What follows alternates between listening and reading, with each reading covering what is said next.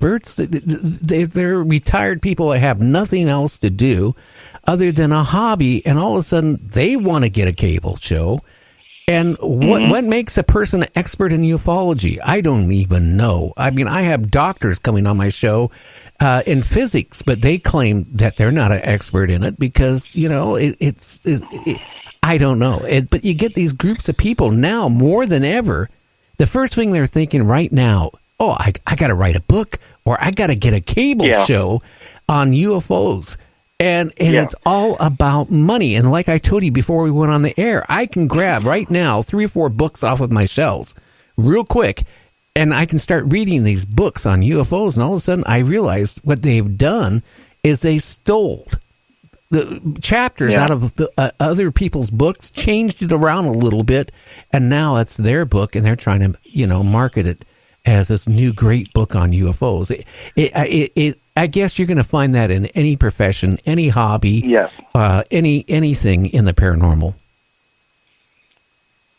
Yeah, I think there are a lot of people within, you know, the paranormal communities that,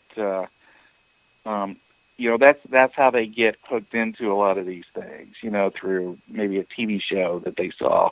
You know, I certainly ghost hunters did a lot to get people to ghost hunt. And in fact, you know, I've been on plenty of those. And, you know, the ghost hunting techniques are just a mirror of what was done on that show. You know, it's almost like a ritual more than an actual scientific investigation. You know, people are trying to have that TV-like experience, and people are also thinking that they can be stars at it, and they can. You know, anybody can have a YouTube channel now. Anybody can publish their own book, do their own podcast. You know, and there's a lot of people doing that, which is why there's a lot of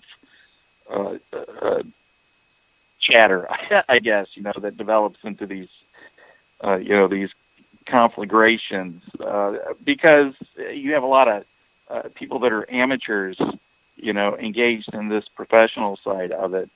But, you know, these subjects are occupied by novices. You know, we don't have standards, really, right? We don't have degrees in these subjects. People have expertise, but, you know, we sort of look curiously or suspiciously at those people that call themselves experts, because generally those people that do that, they're hooked into that career mode. And let's not fool ourselves. There are professional career people within these fields that's what they do. And some of them are legitimate. Some of them make their own movies and they're just trying to sell their own movies. You know, but then there are other people that, you know, they want a persona, and they want these perpetual speakers, engagement, vacations, you know, for the rest of their life, so that they can interact with their social circles. And we cannot forget that within these communities, they are communities, and, you know, there are social aspects to it. You know, people are friends, and it's like family reunions when you go to a lot of these, you know, these conferences. So, yeah, anybody can be an expert.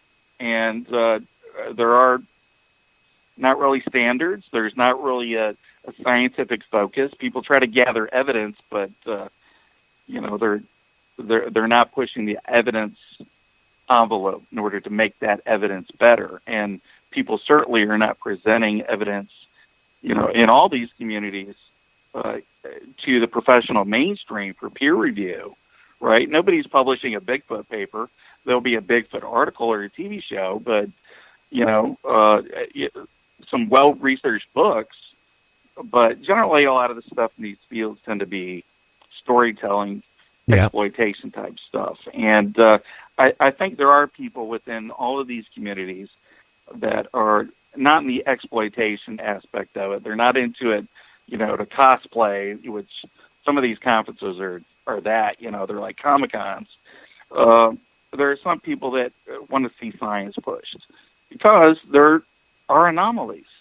There are places where people are seeing unusual things. and they're experiencing unusual things, and they are recording and documenting unusual things. So there is something worthy of research and investigation that science can benefit from, and there are mysteries to solve, and I think that's what people need to focus on more so. Trying to push that. I've always said, it's not about the world taking these subjects seriously, okay? Because you can't convince people of that other than by you taking yourself seriously, or these fields taking themselves seriously. I think once that happens, I think that's when the subjects really will be taken seriously. Is the world taking To the Stars and the Nimitz stuff seriously? I think they're interested in it, but it's coming through media. It's coming through entertainment.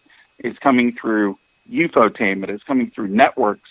Making money. So I think when we start getting some real science done, I'm hopeful that maybe To the Stars can move beyond the media stuff and get more into actually studying UFOs, because where's the UFO study there, right? I mean, there's no active sort of thing, and really there's no planned active long-term studies for a lot of these phenomena. UFOs, Bigfoot, ghosts, or whatever, it's just sort of amateurs just doing their thing, and that's great. Yeah, but we can share the data, but I think some concerted scientific programs, and at least from groups like MUFON, I think needs to move out of the entertainment business and try to get some funding for some field equipment. I think it should be focused on that more so. Yeah, and stop the fighting within MUFON too. But what I have really noticed, even just like in the Bigfoot community, and now I'm going to get flack on this one, but it seems like all these people who are out there, Bigfoot hunters, right? They all say pretty much the same thing. When you get them on the show, well, have you ever seen a Bigfoot? No. But I smelled them. Okay, that's cool. You smelled the smell. Okay. Well, they threw rocks at us. Okay. But did you see one? No. But they all say the same the same thing. It's like they listen to somebody else's story and they embellish it onto themselves. And I've had so many people, like this one guy who claimed he was a Bigfoot hunter, that he was a Bigfoot hunter for 20 years. He sat there and emailed me day in and day out. So I was going to bring him on my show. So I call him up and I start talking to him. I said, okay, you've been a Bigfoot hunter for 20 years. Yes, I have. I said, where have you studied him? Well, I read books on him and I go on the internet. I said, have you ever gone into the forest? No. Then I said to him, how could you be a Bigfoot hunter? All you're doing is reading people's books. And you know how inaccurate all these books are. So, I mean, all you're doing is embellishing everybody else's stories. And that's what they are. Unless you actually seen one, it's a story. Yeah. Well, I mean, to be fair, when you go to college, you're reading a lot of books.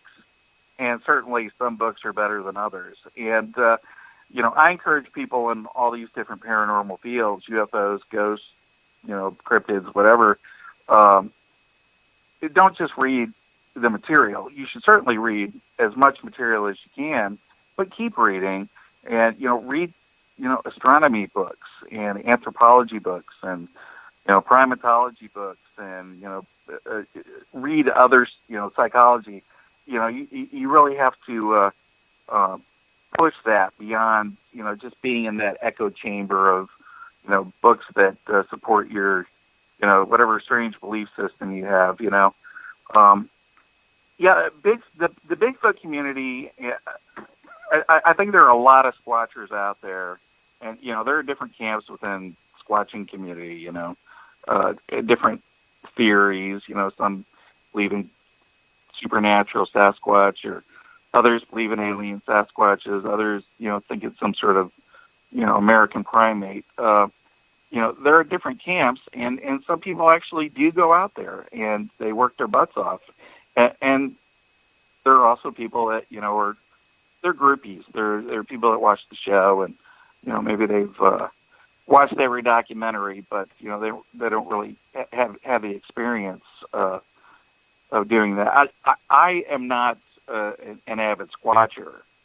I haven't really gone out of my way to do the Bigfoot squatching, like in the field, the active sort of stuff. I think there's probably more evidence for Bigfoot, I think, than in any of these other subjects, though, I think, just based on the physical evidence. But anyway, but I, too, have, researched and read and all that, and I think, I'm able to demonstrate at least some expertise, at least in a few cases, by actually going, to places. I've been to all the locations where the Murfreesboro mud monster was seen over here in southern Illinois across the river. So I've researched that. That's a case that Lauren Coleman investigated. I've been up to Louisiana, Missouri, and been to all the locations, to document historically all the encounters, back in 72 that occurred up there. And incidentally, for full disclosure, there is a Momo, the Missouri monster that was seen there in Louisiana, Missouri. There is a documentary by Small Town Monsters coming out, I think, probably around I think it premieres in September, so it'll probably be around Christmas when it comes out. And I'm actually in that. So, I'm doing a little bit of the entertainment, although Seth does really good documentaries, and he does them on his own. He's not beholden to a network. He produces his own stuff. He thoroughly investigates things. And, we can still have our documentaries. We can still have our books. We can still have our, our entertainment type stuff. But I think it gets to a point where, if the driving focus is career-oriented more so than quality-oriented, I think it becomes exploitation, and then we start getting manipulation of these subjects. I participated with Seth's film, and the reason I'm in it because I'm actually from Missouri. They wanted, somebody from Missouri. So, and he's a friend of mine, so I helped him out, but I didn't take a dime. And, in fact, I actually helped back his film, collectively. It was funded through Kickstarter.